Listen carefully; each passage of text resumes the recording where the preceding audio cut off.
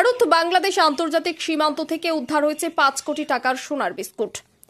BSF সূত্রে খবর, পাচারের সময় সীমান্তরক্ষী বাহিনীর নজরে পড়ে যায় ওই পাচারকারী। এ যাবৎকালে ভারত বাংলাদেশ সীমান্তে পাচারের সময় উদ্ধার হওয়া সোনার মধ্যে এটি তৃতীয় সর্বোচ্চ।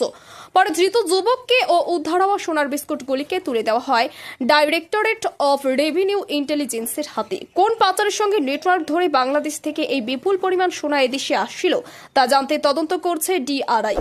সূত্রের খবর, বিষয়টি সীমান্তরক্ষী বাহিনীর নজরে আসতেই সন্দেহজনক ওই যুবককে প্রথমে আটক করে। যুবককে জিজ্ঞাসাবাদের পাশাপাশি তার সমস্ত কিছুতে তল্লাশি শুরু করে।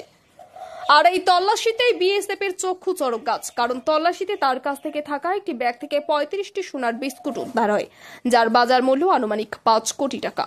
বিপুল পরিমাণে সোনার বিস্কুট বাংলাদেশ থেকে ভারতে নিয়ে আসা হচ্ছিল বলে জানা গেছে।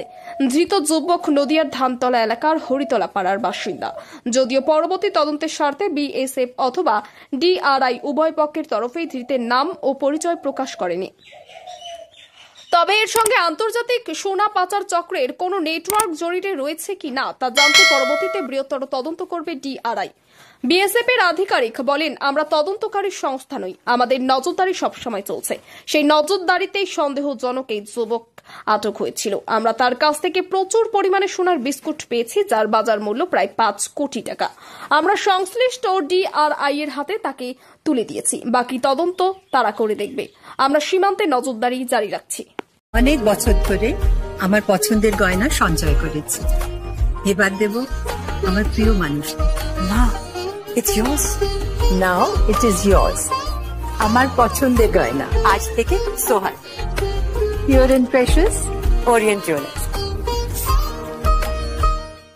যদি এখনো আমাদের খবরের দর্পণ চ্যানেলটি সাবস্ক্রাইব না করে থাকেন তাহলে এখনই সাবস্ক্রাইব করুন, সঙ্গে বেল বাটনটি ক্লিক করুন আর পেয়ে যান সব খবরের দ্রুত ভিডিও আপডেট।